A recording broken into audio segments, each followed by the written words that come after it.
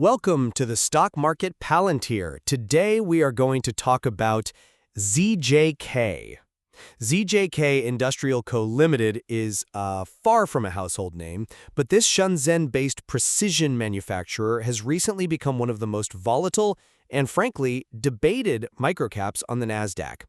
What we're looking at is what I see as a genuine microcap metamorphosis, a traditional industrial firm attempting a serious strategic re-rating by aligning itself with these massive tailwinds, the AI and EV supercycles. So the central question is whether the current high volatility and spiking valuation are, fundamentally supported by sustainable, tangible improvements, or if this is all just pure speculative narrative. See, I come at it from a different way. I agree that ZJK embodies this modern metamorphosis, but I fundamentally believe the valuation has completely divorced itself from operational reality. I'd argue that the price action we're seeing is primarily speculative. It's been engineered through these strategic but low-substance press releases, and it's highly dependent on market mechanics, specifically that dangerous dynamic you get with a very low public flow and retail momentum. The company is real, sure, but the stock price is theater. I can see why you'd think that, especially given the stock's recent price swings, but let me offer a different perspective that's, rooted in the empirical evidence. My position is that the foundation is sound. ZJK is not a shell company. It's not vaporware. It has a robust, tangible history. It's a precision manufacturer using high-end CNC machining, high-volume stamping for high-tolerance industries. And the evidence supporting this fundamental re-rating, it's all laid out in the H1 2025 financial reports. Revenue increased by a truly staggering 52.21% year over year, hitting $24.7 million. That 52% growth is certainly notable. It is. And crucially, this isn't vanity growth where they're just giving away product to hit a number. It's translating into enhanced profitability. Gross profit grew even faster by 63.01%, confirming a strong margin expansion to nearly 49.8%. This tells us the shift in their product mix, moving away from general components toward higher value precision parts, like specialized fasteners for new energy vehicles, is structurally successful. The pivot to liquid cooling quick connectors for AI infrastructure, that's not a speculative Hail Mary. It's a logical adjacency that leverages their existing expertise and puts them directly into a critical, high-margin vertical. That's real value creation. Okay, there's a compelling argument based on historical results, but have you considered the immediate consequence of pricing that growth into the current market? We can annualize that performance, and what do we get? An estimated 20 cents EPS. Now, if we look at traditional manufacturing firms in this sector, they typically trade at a PE multiple between, 8 and 12 times. Which is right where ZJK was before these recent surges. Jumps to 25 or even 50 times. The stock is making a massive, instantaneous leap from a value manufacturing multiple to a speculative tech multiple. And that re-rating is entirely unsupported by an extra penny or two in EPS. The core driver isn't operational growth, it's narrative overselling. We see announcements like showcasing products at GTC or asserting compatibility with the MGX reference architecture. These are marketing puff pieces intended to create an implied link to the NVIDIA ecosystem for retail traders. They are signals for speculation, not evidence of secured supply contracts that justify that huge price leap. The intent is certainly to generate excitement and capitalize on market sentiment. I won't dispute that the PR strategy is aggressive. And that intent defines the current price. When you couple this aggressive narrative with the market structure, the problem is amplified. With an estimated low public flow of only about 17.5 million shares, the stock is inherently susceptible to these rapid parabolic price spikes.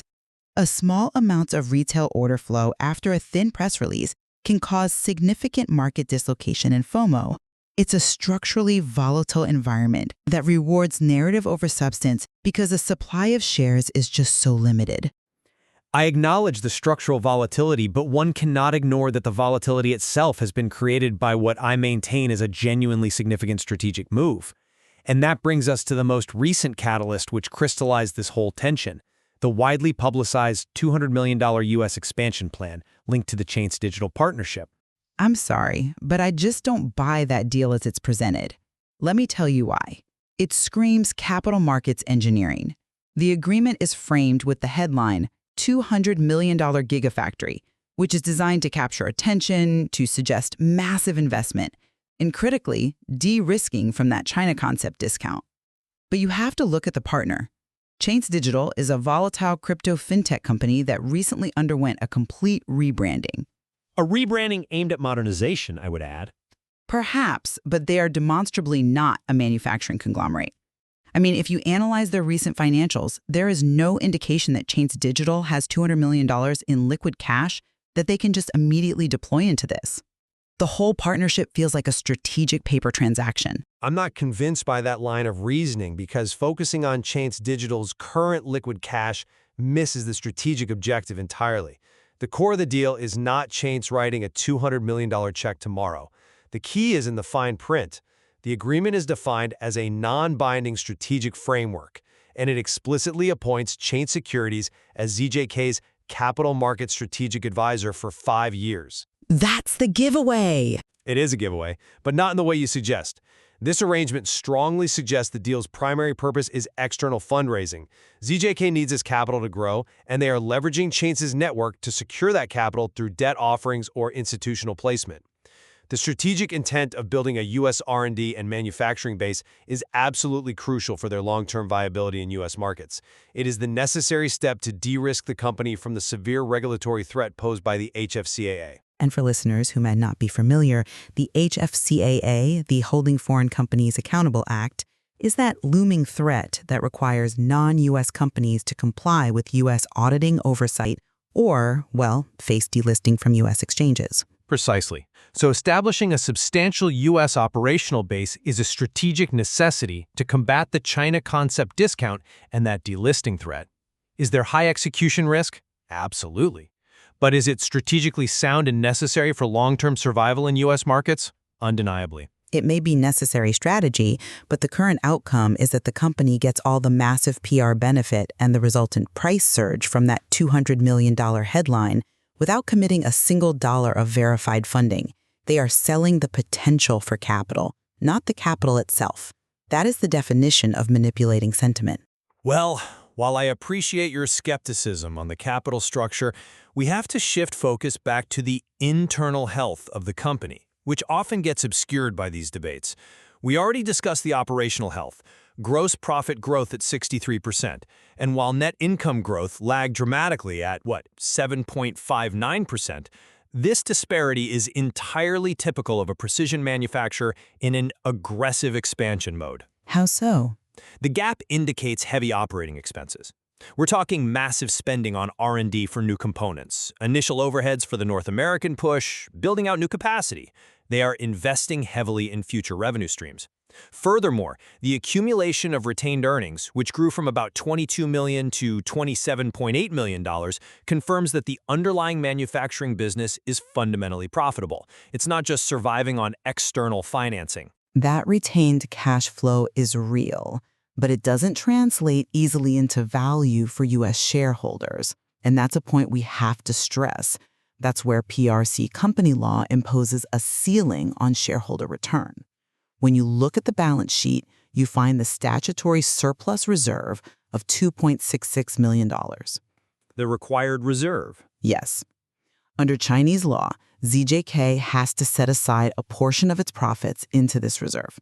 This cash is effectively trapped within the Chinese operating subsidiary. This significantly reduces the liquid flexibility of the parent company and, most importantly, reduces the capital available for dividends or buybacks for U.S. shareholders. So profitability doesn't automatically equal easily accessible shareholder return. That is a critical constraint inherent to investing in China-based entities, certainly. But more critically, let's talk about the October 2025 Form 144 filing, which signals an unmistakable intent. The clerical error filing that caused such a stir. Yes, the error where they listed the potential sale value at over $234 million, implying some fictional share price of $381. That valuation was clearly a mistake, but the intent behind the Form 144 is absolutely real. The filing confirms that insiders or affiliates are actively preparing to sell approximately 1% of the total company after the lockup expiration. They are using this massive speculative price surge, the narrative premium we talked about, as a clear opportunity to exit. That doesn't signal long-term conviction. It signals capitalizing on a speculative moment engineered by their own PR. I acknowledge that insider selling intent, even of a small percentage, creates skepticism. But many founders and early investors naturally monetize a small portion of their holdings after lockup periods. We need to turn our attention back to the trading structure itself, which you claim is reinforcing this speculative environment. It absolutely is. Let's talk about the high off-exchange short volume ratio, which is holding firm around 37.5%. This confirms massive internalization of retail order flow. So for our listeners, this means that almost 40% of the daily volume is being handled off the public exchange by market makers who internalize the orders. It's the mechanism of commission-free trading. Precisely. But the effect here is profound. When the flow is internalized at this scale, it means that this highly reactive, sentiment-driven retail volume determines the immediate short-term price action, often turning the stock into a meme asset driven by that next NVIDIA psychology. It bypasses the traditional process of institutional accumulation, allowing narrative to dictate price. That's an interesting point, though. I would frame the 37.5% figure differently. While the off-exchange volume is indeed high, the source material clarifies that this level is pretty standard for the current U.S. market structure. It's not necessarily a sign of nefarious trading. But more importantly, focusing on that distracts from a clear, data-driven clarification that must be made. Which is? The data emphatically debunks the most extreme speculative fears circulating online, forcing analysts back to the fundamentals.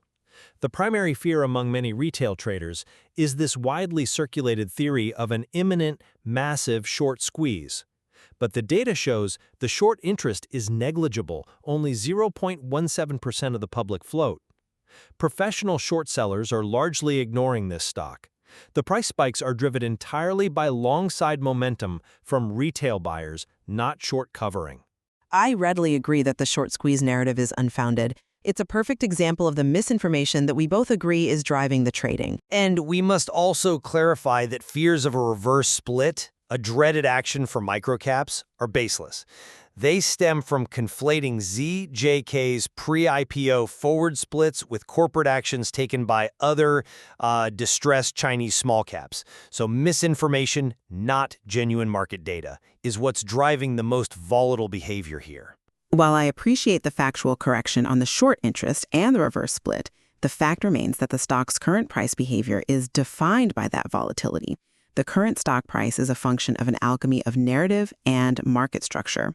The potential for a $200 million unverified factory is priced in, while the company's proven performance, that $24.7 million in half-year revenue, is just the starting point for a multiple that is completely unsustainable without that external capital verification. ZJK presents a remarkable duality that really captures the essence of modern markets.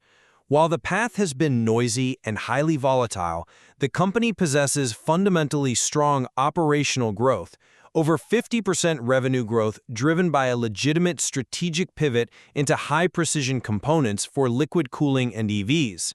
The market, in its chaotic way, is recognizing an intrinsic value here that goes far beyond industrial fasteners.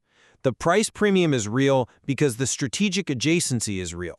And I contend that the current valuation reflects an unstable manufactured narrative premium. The manufacturing business is real, the growth is impressive, but the massive price surges are structurally unsustainable without immediate capital verification for that $200 million project. Until that funding is confirmed and the associated risks are mitigated, the stock will remain highly vulnerable and is likely to drift lower as a speculative narrative fades. The price today is a bet on capital markets ability, not manufacturing might. It is undeniably a fascinating case study of duality. We have robust evidence for profound optimism regarding their operational pivot and, well, equally strong evidence for extreme caution regarding the sustainability of their current valuation. Thank you very much for hearing us. Let us know in the comments what is your opinion, and if you want us to analyze other stocks. Don't forget to subscribe to the Stock Market Palantir channel to catch up with more stock insights, and see you in the next video.